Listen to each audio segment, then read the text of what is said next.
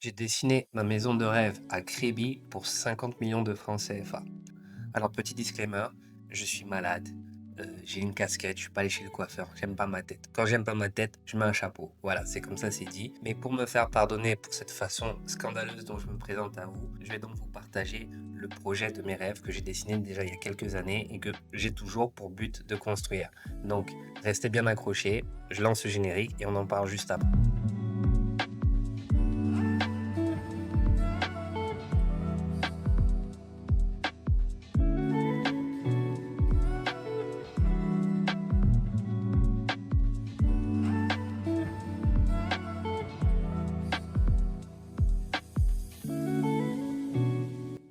Bienvenue sur Archibarlou, je suis Jérémy Barla, votre humble serviteur, votre dévoué. Vous voyez même que quand je suis malade, regardez, j'ai une petite voix. Je suis là, je me présente devant vous parce que je sais que vous aimez trop l'architecture.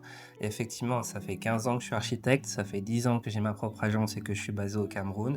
Sur cette chaîne, je vous accompagne, je vous donne des tips, des conseils pour ceux qui sont à l'extérieur ou ceux qui sont même sur place, qui veulent vraiment investir au Cameroun dans l'architecture, qui veulent construire un projet, qui veulent se lancer, mais qui ne savent pas par où commencer et qui contacter. Donc vous êtes au bon endroit si vous faites partie de ces personnes-là. Donc aujourd'hui, je vais changer un peu de format. Je vais vraiment y aller tranquillement parce que je suis fatigué. Regardez ma tête. Donc voilà. Donc on va y aller tranquillement. Donc je vais vous présenter mon projet. Je vais partager mon écran. Je vais donc voir si je connais un peu et que la technologie ne va pas me dépasser. Donc est-ce que c'est bon? Ouais, on dirait que c'est bon. Ok. Donc, je vous partage mon écran. Donc, je vais vous présenter ce projet. Donc, vraiment pour vous faire la genèse assez rapidement. C'est vraiment un terrain familial qui a été morcelé, qui a été coupé en deux tout simplement. Et il y a donc une partie qui m'a été attribuée vraiment gentiment. J'ai beaucoup de chance et voilà, allez dire. Donc, je vais vous présenter la configuration du terrain. Il faut savoir que c'est à l'entrée de Kribi. C'est vraiment placé en bordure de route, mais aussi à 100 mètres de la mer. Donc, c'est vraiment une configuration intéressante. Je vais vous montrer ici sur ce plan masse. Vous voyez, le terrain est un peu configuré comme ça. Il est rectangulaire, donc c'est celui-ci ici. Voilà, il fait 1800 mètres carrés à l'origine. Donc ça, c'est pas mon terrain, c'est le terrain familial qui fait 1800 mètres carrés. Mais donc il y a une partie, donc cette partie-là que vous voyez à gauche, qui a été, qui a été cédée. Et donc le terrain a été coupé en deux. Donc il m'a été attribué 900 mètres carrés. Donc vraiment une surface vraiment intéressante et vraiment importante pour pouvoir s'exprimer. Et donc c'est ça qui se manifeste ici. Vous voyez que là, à droite, ici, c'est le terrain, je dirais, c'est la maison de famille. Et à gauche, c'est donc mon projet ici qui j'espère un jour qui j'espère sera construit. La configuration, il faut savoir qu'on arrive de ce côté par la route qui est là et qu'on est censé donc arriver ici voilà, par le parking, sachant que là, devant, il y a un autre terrain qui est attribué, mais aujourd'hui, pour l'instant, il n'est pas construit, donc ce sont plutôt voilà, les gens qui viennent jouer au foot, les Bensekin, les motoman, tout ça qui viennent jouer au foot. Mais bon, voilà. Et ensuite, après ce terrain-là, il y a donc la mer. Donc ça, vraiment, il suffit de descendre la côte, etc. Il faut de descendre la pente pour accéder à la mer. Maintenant, de l'autre côté aussi, il y a une servitude. Je vous parlais des servitudes. Donc c'est ça qu'on voit ici. Il y a une servitude ici qui permet aussi d'accéder à la mer. Mais vous verrez aussi plus tard que, que justement ces questions de servitude et de voisinage sont toujours un problème et que moi-même j'en ai fait les frais. Donc voilà, donc pour vous expliquer donc le fameux plan masse, j'arrive moi de ce côté et que je puisse rentrer là de ce côté pour venir me garer là ou là ici pour accéder à ma maison. Enfin, voilà, ce qui a été négocié avec le chef de famille, qui n'est donc pas moi, c'est de pouvoir mettre dans mon projet une piscine qui n'était pas placée ici au départ. Je tiens à le préciser, la piscine n'était pas placée là au départ. Mais on m'a dit que bon, voilà, il faut quand même aussi que tout le monde profite de la piscine parce que la piscine était un peu dans la maison façon et c'est s'imbriquait, enfin c'était vraiment plus rigolo, etc.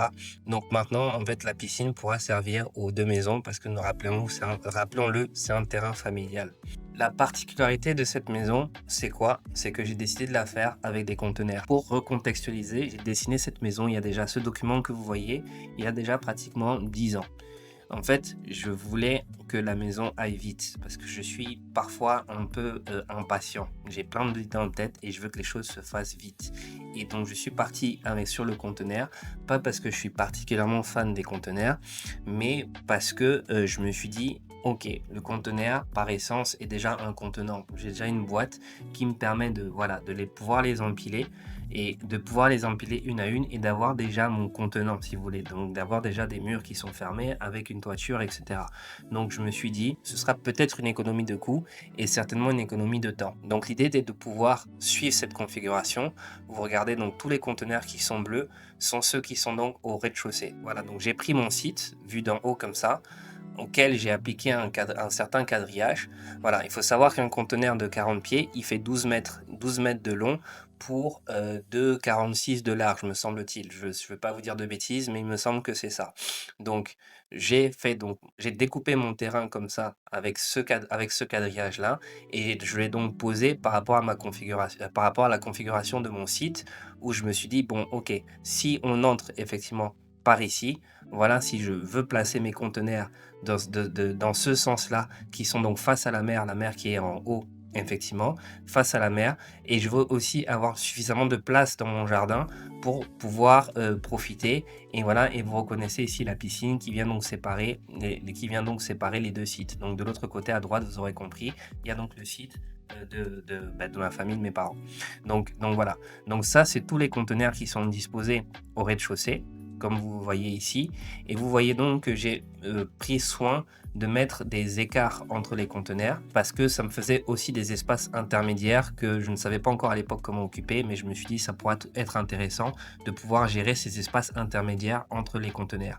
Mais aussi, il y a donc des conteneurs eux aussi qui sont liés entre eux parce qu'une fois qu'on coupe la cloison du milieu, ça crée donc des volumes intéressants. On peut avoir pratiquement une surface de 60 mètres carrés juste dans un volume comme ça. Donc très intéressant pour moi de jouer avec ces volumes-là. Et un peu comme un Tetris, quand on vient les superposer et qu'on vient mettre ensuite à l'étage, ça crée donc des formes, des volumes, des pleins, des vides, des décaissés qui, vous allez voir, j'espère en tout cas, proposer plusieurs volumes, plusieurs espaces qu'on découvrira par la suite. Donc, je continue. Voici donc la configuration que vous voyez ici. Donc, vous reconnaissez, bon, là, le mur de clôture avec le voisin qui m'a bouffé ici. Bon, ça, on en parlera plus tard. Mais voici donc l'entrée, là, donc, sur le site. Et vous reconnaissez donc cette configuration avec les conteneurs, comme je vous ai dit, où il y a donc les conteneurs qui sont donc au rez-de-chaussée, qui sont comme ça, qui sont eux-mêmes un peu surélevés. Là, vous pouvez deviner quelques petites marches qui ne sont pas vraiment à hauteur du sol. Toujours pour des questions, encore une fois, de ventilation naturelle, de vide sanitaire et aussi parce que je voulais que ça respire, on est au bord de la mer et je voulais aussi avoir une petite hauteur, même au niveau du rez-de-chaussée, avoir vraiment cette impression de dégagement et d'horizon, etc. Parce qu'en face, c'est vraiment la mer. Donc vous reconnaissez ici la piscine, là, qui est tracée, qui sépare donc les deux sites. Et vous voyez donc toute la surface résiduelle qu'on voit ici dans le jardin, etc. Donc cette configuration, vous allez le voir, permet de faire en sorte que voilà, qu'on a des pleins, des vides, des espaces et que ces deux vides par exemple ce vide là que j'avais mis au départ va pouvoir être comblé et créer quelque chose aussi. Voilà, donc c'est ce que je vous disais. Donc le fait d'avoir ces décalages peut créer des terrasses, peut créer des dégagements et tout. Donc c'est la même configuration ici en plan mat. Rappelez-vous bien de ce vide là dont je vous parlais. Je remonte sur le site. Donc de ce vide ici qui sera fondamental, je pense, dans le plan, parce que c'est ce vide-là, donc celui-là, qui va être comblé par la suite. Et vous allez donc voir qu'ici, je vais donc mettre une verrière, qui va être vraiment, je pense, intéressante pour le projet. On continue. Donc ça, comme je vous dis, c'est la vue en façade. Donc ça, c'est quand on entre. Donc je vous avais dit que voilà, on vient, on se gare. Et donc, on a ces petites marches d'escalier qui nous permettent donc d'accéder. Et là, on a donc une, deux, trois marches qui nous permettent quand même d'être suffisamment en hauteur. Donc, c'est-à-dire que même quand on arrive sur la plateforme, sur la terrasse de devant, on est déjà un peu surélevé et on a déjà pratiquement la vue sur la mer, effectivement.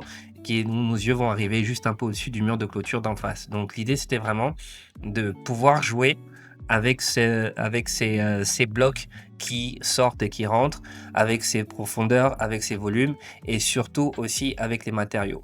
Ce que je n'ai pas dit, c'est que cette maison-là, donc la maison qui est à côté, on a décidé de faire une toiture en bois, donc en tuile de bois. Peut-être que je ferai une vidéo pour vous expliquer vraiment en quoi ça consiste un jour, mais je voulais vraiment reprendre un peu les matériaux qu'on avait utilisés dans cette maison-là pour venir les réappliquer ici. Donc, je suis vraiment resté sur le côté un peu conteneur que je voulais toujours laisser apparent, que vous voyez ici, donc tous ces espaces qui sont en conteneur, mais je voulais rajouter un peu de texture, donc c'est pour ça que j'ai mis un peu des auvents ici en bois, mais aussi jouer avec des claustras et des murs en briques. Vous savez que j'aime beaucoup la brique, voilà, mais c'était pas juste esthétique, c'était aussi pour vraiment tout ce côté ventilation naturelle. Donc je voulais vraiment créer des espaces traversants qui permettent à l'air d'entrer et de sortir d'un côté et voilà et donc du coup, c'était vraiment, la démarche. Sachant que vraiment, encore une fois, on est au bord de l'eau, donc vraiment, je voulais profiter vraiment du climat et en exposant bien ma maison justement et profiter des vents dominants. Donc je continue. Voilà, donc ce sont, toujours c'est la maison toujours, sous différents angles et vous allez voir, vous allez mieux comprendre après sur les 3D comment, la maison se comporte avec, justement ce jeu de plein de vide. Donc vous voyez qu'il y a beaucoup de baies vitrées, beaucoup de terrasses, et cette alternance, donc ça c'est la façade qui est côté mer où, l'idée c'était vraiment d'ouvrir toute la maison de ce côté-là avec, des grandes baies vitrées qui permettent moi j'adore la lumière naturelle, qui permet de faire entrer la lumière naturelle mais aussi avec ces espaces, encore une fois, intermédiaires. Rappelez-vous, cet espace-là que vous voyez ici, là devant, je remonte. C'est, en fait, c'est cet espace ici, entre les deux. Donc cet espace-là, entre les deux blocs, je dirais, de conteneurs, où j'ai décidé effectivement de mettre tout cet espace avec de la brique. Donc voilà, c'est ça qu'on voit ici, ça c'est l'arrière, mais ça c'est l'avant ici, où vous voyez, donc il y a vraiment tout cet espace, cette ventilation qui rentre comme ça frontalement dans la maison, qui de l'intérieur peut se fermer aussi avec des baies vitrées, mais qui permet d'avoir comme, je dirais, une espèce d'artère au sein de la maison qui vous permet vraiment de laisser l'air rentrer. Donc voilà, donc ça c'est une coupe un peu plus funky. Ah, je dessinais quand même bien à l'époque, hein, c'était quand même pas mal.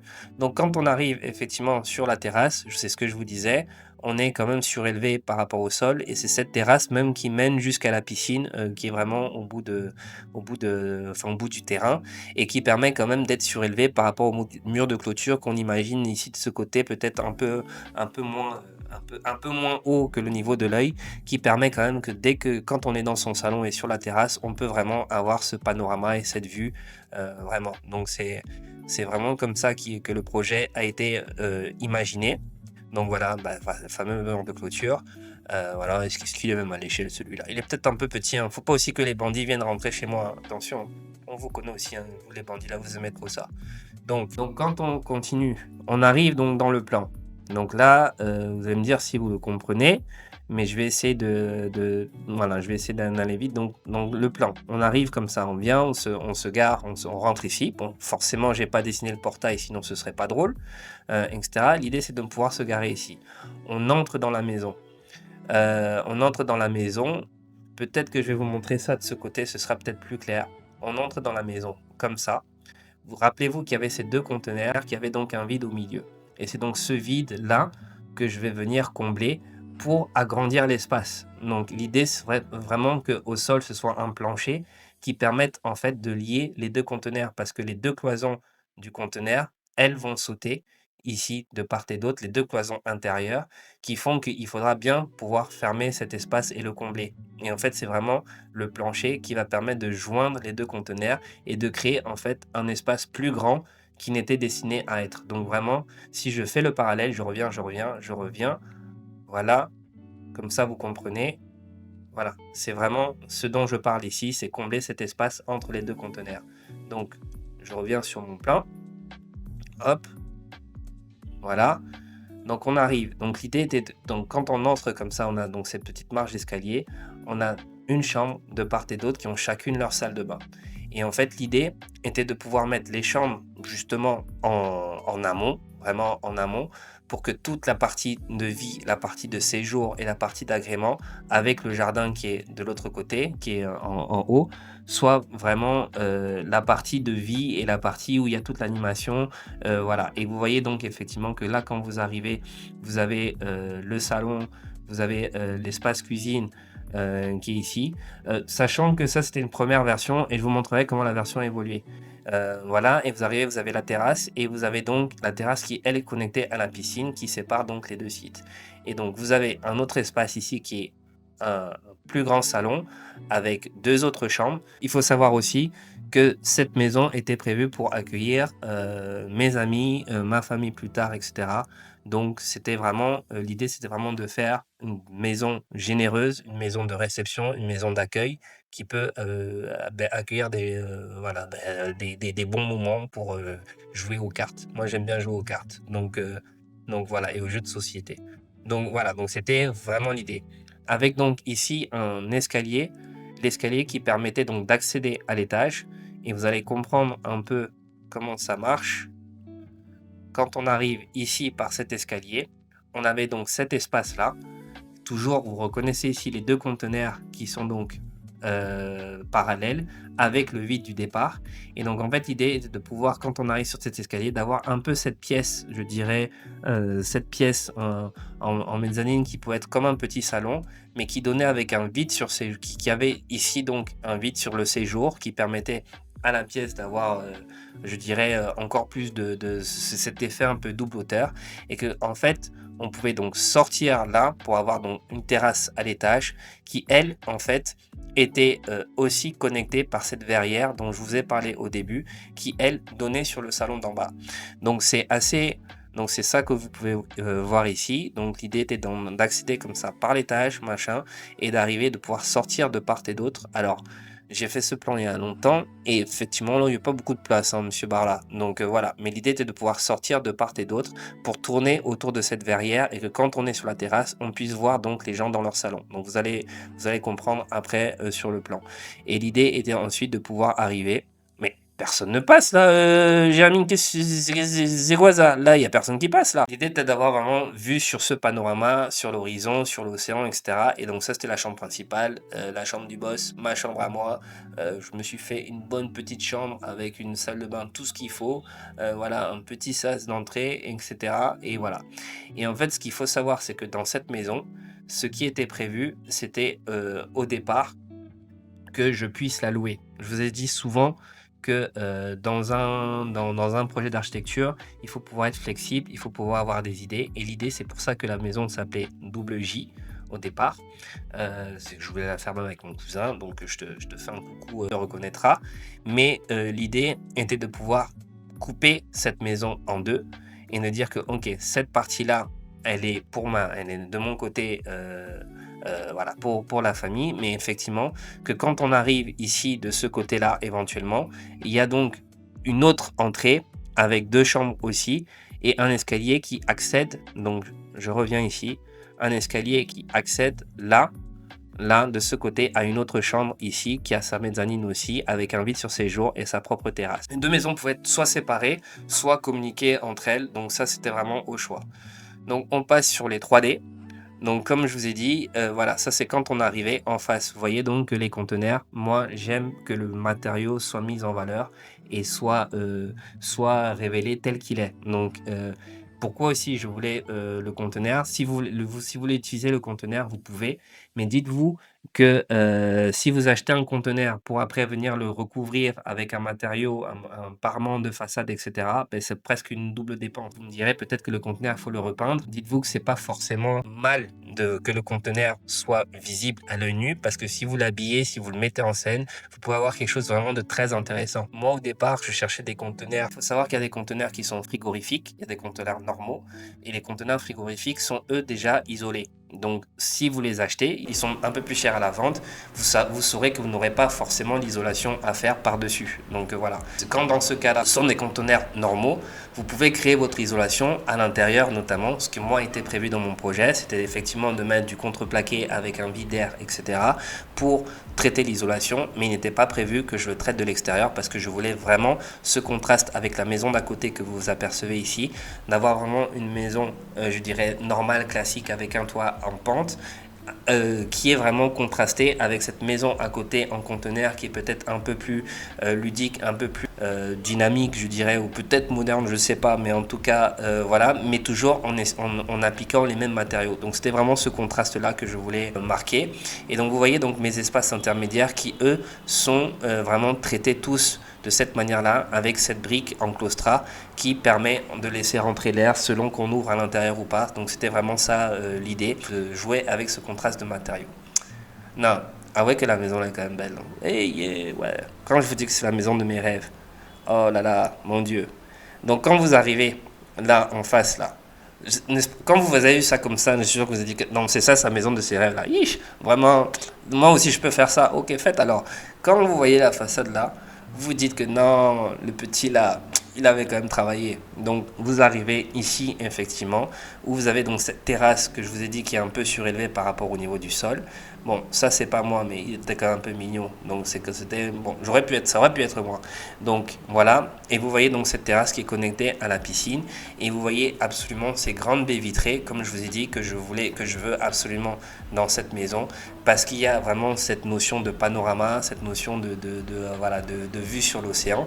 Et comme je vous avais dit, le fait d'avoir des entrées séparées fait que si effectivement là je fais ça comme ça, je coupe ici, vous allez voir que ça correspond à la deuxième petite maison qui était censée être la partie que j'allais mettre en location si jamais, effectivement. Ce qui fait que en fait quand on est là ici sur cette terrasse là, on a vraiment notre intimité par rapport aux gens qui sont dans la maison principale. Donc ça dépend encore une fois si c'est la configuration où je décide de louer tout l'espace, d'occuper tout l'espace, ou s'il y a une partie que je loue, une partie que j'occupe pour moi, etc. Ça peut même être l'inverse, moi je peux occuper cette partie-là et je peux laisser la partie principale aux gens, voilà. Donc ça c'était les vues 3D à l'époque. Je vais vous montrer comment ça a évolué, mais voilà, c'était que je voulais vraiment que quand on entre, on ait vraiment cette question de panorama, etc. Avec cette question de double hauteur, vous voyez qu'on voit du matériau, on voit de la matière, on voit du conteneur, on voit la toiture en bois, etc., la charpente, et tout avec le mur claustra. Et que quand on arrive effectivement dans le salon, la cuisine aussi a beaucoup évolué. Quand on arrive dans le salon, qu'on est donc assis, vous voyez donc qu'il y a cette verrière qui passait au-dessus du salon dont je vous ai parlé, etc. Donc ça, c'était un peu toutes les inspirations que j'avais eues à l'époque et où j'expliquais un peu justement comment on peut faire pour travailler le conteneur, sachant qu'on a fait plusieurs projets maintenant avec des conteneurs. On a cette expérience-là notamment pour le lycée français Dominique Savio, et effectivement où vraiment les enjeux, c'est qu'une fois que vous séparez, vous coupez des conteneurs, il faut savoir que les conteneurs sont autoportants. Donc une fois que vous les coupez, vous coupez la cloison du milieu, comme ça, il va vraiment avoir un enjeu de pouvoir renforcer en mettant des appuis pour pas qu'il s'affaisse, justement parce que la tôle ça a un certain poids et que quand vous le désossez, justement il perd un peu de sa structure et de sa portance. Donc ça c'était le projet il y a 10 ans, et là je vais donc vous montrer comment il a évolué. Hop, donc je m'assure jusque voilà, donc là je vais vous montrer comment il a évolué, où il n'a pas beaucoup plus évolué. Si, il a quand même évolué, je me rends compte, voilà, je le vois. Donc là, il est beaucoup plus clair. Quand on arrive donc ici, vous entrez là, comme ça, toujours avec ce système, encore une fois, vous voyez là, vous reconnaissez bien deux conteneurs, les deux conteneurs qui sont collés ici. Il y a donc un espace ici, un grand vide, et là vous avez un conteneur, et là vous avez un deuxième conteneur, toujours avec le vide du milieu. Donc l'idée, c'était effectivement que cette fois-ci, on entre par ici. Quand on entre par là, on a cette petite coursive là qui nous permet d'entrer justement autour d'un petit jardin intérieur. Et en fait, la vraie entrée de la maison, elle se fait de ce côté-là. comme ça ici. Donc quand on arrive, en fait, donc ça c'est je dirais c'est une pré-entrée, mais qui est ventilée avec le mur de briques comme je vous expliquais, et le mur de briques que vous allez retrouver aussi ici qui peut se fermer avec une baie vitrée là de ce côté. Donc quand ici je décide de fermer de ce côté, ben là on va considérer que la maison est fermée même si vous rentrez par là. Donc je continue, on rentre donc ici par ici, on a donc un grand salon ici qui a donc sa petite terrasse qui est là de ce côté, avec donc une salle à manger là qui est de ce côté, et voici donc la liaison entre les deux côtés dont je vous parlais si jamais je décidais d'ouvrir ou de fermer la maison, etc. Mais là en fait j'avais évolué, il faut dire qu'il s'est passé tellement de choses depuis que j'ai décidé que ce sera une grande maison comme ça qui accueillera tous mes amis, toute ma famille, etc. parce que c'est la maison du bonheur, parce que je suis trop gentil. Donc quand on arrive ici, on a donc la cuisine qui est complètement ouverte avec un autre salon qui donne aussi sur sa terrasse là, qui elle-même est connectée à la piscine. Maintenant vous connaissez le plan. Donc voilà, donc c'est toujours la même configuration où après, encore une fois, plutôt en retrait du site, là on retrouve à chaque fois les chambres, sachant que les espaces de vie, eux, sont vraiment ici de ce côté, sur le haut. Donc voilà, chambre 1, chambre 2, chambre 3, chambre 4, etc. Pour maintenant accéder à l'étage, je ne sais pas pourquoi sur ma représentation mon escalier n'apparaît pas, mais il y a deux accès. Donc là, il y a cet accès ici et il y a donc cet accès aussi de l'autre côté, là, ici, là. Donc vous allez voir. Donc quand on accède à l'étage, on arrive ici comme ça, où on retrouve notre séjour là en haut, notre espace de jeu, espace de lecture, avec un vide donc sur séjour, où on peut sortir de part et d'autre. Vous avez vu que j'ai enlevé le petit bureau là qui ne c'était pas du tout réaliste, j'ai remis de mettre un... Bref, voilà. Donc on peut avoir accès sur la terrasse ici de part et d'autre et tourner donc autour de ce vide, de cette verrière là qui elle donne sur le salon. Donc vraiment... Il faut imaginer que la verrière va donner ici au milieu là comme ça, etc. Parce que vous verrez que là, en fait, c'est la fin du conteneur ici, c'est la fin du conteneur là, et donc c'est donc qui correspond à cette limite là. Et vous allez donc voir que on peut donc être dans le salon et voir les gens qui sont sur la terrasse par dessus. Donc ensuite, on arrive ici. Toujours, on a accès à la chambre. Voilà, on a accès à la chambre ici qui reste quand même généreuse et qui donne donc avec la vue sur l'océan. De l'autre côté, quand on arrive, pareil, on a cette mezzanine qui donne avec un vide sur séjour, une petite terrasse un peu aussi en retrait, et donc la chambre qui est comme ça aussi en longueur avec peut-être voilà, avec sa toiture qui peut être végétalisée ou pas, voilà, mais pour l'instant j'ai décidé de laisser ça fermé. Donc quand on arrive, ça donne ça. Donc à l'entrée, bon, à l'époque j'avais des locks, donc du coup c'était encore moi. À l'entrée, avait toujours cette petite marche, toujours ces murs claustras qui font que on arrive donc par cette petite porte. Il faut imaginer que ça reste du conteneur. Sur la représentation, je ne l'ai pas fait parce qu'il fallait que je sois un peu plus efficace et que j'aille vite, mais il faut toujours imaginer que ce sera du conteneur. Donc voilà. Maintenant, ici, quand on entre dans cette petite entrée, j'ai rajouté cette petite pergola par rapport à la première version où on avait des toitures comme ça qui étaient peut-être un peu plus lourdes en tuiles de bois. J'ai vraiment décidé d'essayer de rajouter un peu plus, je dirais, d'ombre, de texture, de matériaux et de contraste et de forme. Et donc du coup, j'ai aussi voulu alléger. Donc c'est pour ça que j'ai mis ce système de pergola au-dessus qui font que voilà, quand on arrive, on a donc ce petit jardin autour duquel on se meut pour arriver donc dans cet espace qui est donc la vraie entrée de la maison ici par cette baie vitrée là, etc. Donc quand on arrive, c'est ce que ça donne. Il n'y a que des gens stylés chez moi. Il n'y aura que des gens stylés. Donc si vous n'êtes pas stylé, c'est pas la peine de venir. Donc quand on arrive ici par cet petit espace autour de ce jardin-là justement articulé, vous reconnaissez ici la petite pergola qui est connectée au claustrat. Donc voici la vraie entrée de la maison qui fait que vous avez déjà l'impression, je dirais, d'être à l'extérieur, à l'intérieur, extérieur. Parce que moi j'aime beaucoup jouer entre l'intérieur et l'extérieur. Voilà, c'est ma passion. Faire entrer l'extérieur dans la maison ou faire sortir la maison à l'extérieur. Voilà, c'est dans le sens que vous voulez. Donc avec cet espace donc repas qui est ici, Et vous voyez donc ce jeu de double hauteur dont je vous parlais. Je permets aussi à la lumière de rentrer. Voilà, je crée ce jeu de volume, toujours avec ces décaissés, ces conteneurs qui ne sont pas forcément superposés ou qui sont parfois un peu coupés. Ça, c'est donc quand on est dans la partie de gauche. Donc je vous remets. Donc c'est ce vide-là que vous apercevez ici sur cette image 3D. Quand vous arrivez, voilà, donc ce monsieur il est assis là dans son canapé et donc il voit donc cette double hauteur, etc. Et vous voyez donc la transition avec l'autre partie. Donc je reviens. On voit donc la transition, voilà, avec l'autre partie ici de l'autre maison. Donc c'est cette transition là, donc on passe de l'autre côté, voilà, toujours avec ce mur en briques au milieu qui peut s'ouvrir, se fermer pour encore une fois laisser passer l'air, avoir ces espaces de ventilation. Et quand on arrive donc à cette transition, je vous avais dit que quand vous coupez un conteneur en deux, il faut pouvoir le renforcer. Donc il y aura forcément des renforts aussi, etc. Mais qui apportent aussi un côté un peu, je dirais, structurel, un peu déconstruit et moderne. Parce que moi, encore une fois, j'aime bien laisser apparente la structure, j'aime bien laisser apparente un peu le squelette de la maison.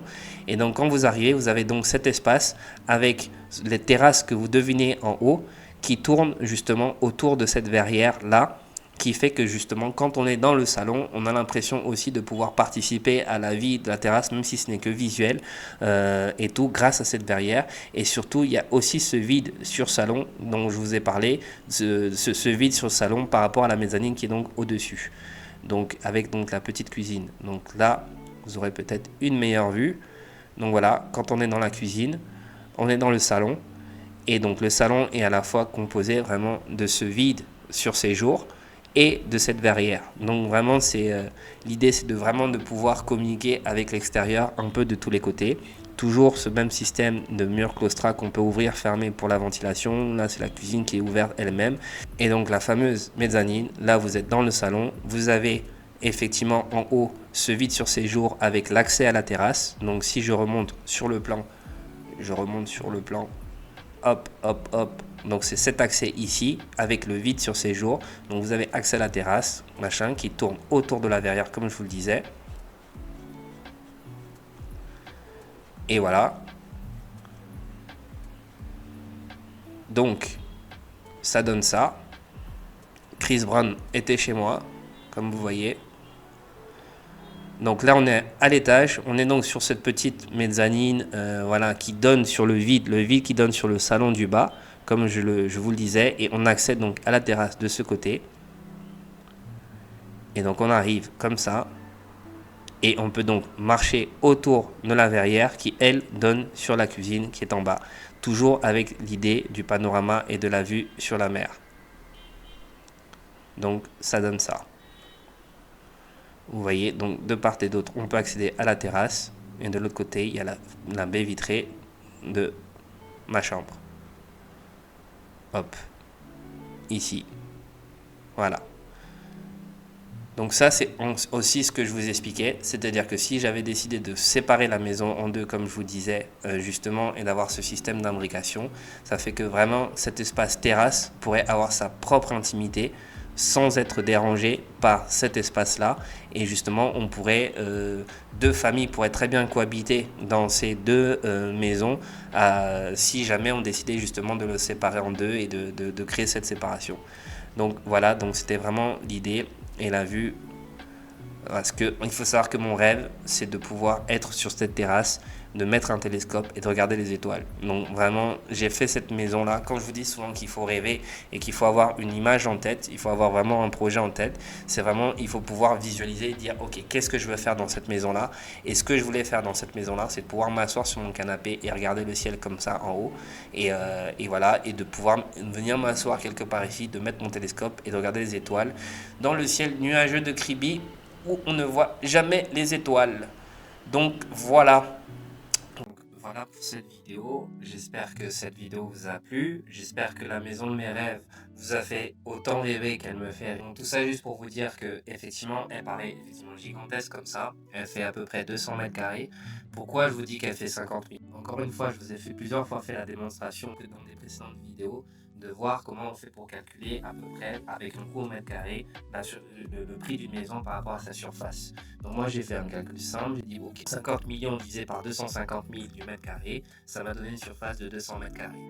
Donc je me suis arrangé pour que justement avec tous ces dégagements, ces décaissés, etc., ces décalages que j'ai fait entre mes conteneurs, que je puisse avoir une surface utile de 200 mètres carrés environ. Et ensuite, à moi maintenant, dans le choix des finitions, de pouvoir faire des choix qui font en sorte que je puisse rester dans cette enveloppe. Donc cette même maison de 200 mètres carrés pouvait me coûter 100 millions si j'avais décidé de mettre du marbre et des choses comme ça, etc.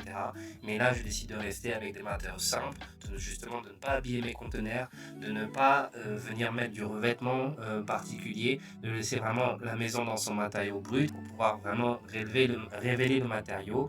On est au bord de la mer, je veux que ma maison puisse respirer et puisse vraiment paraître authentique.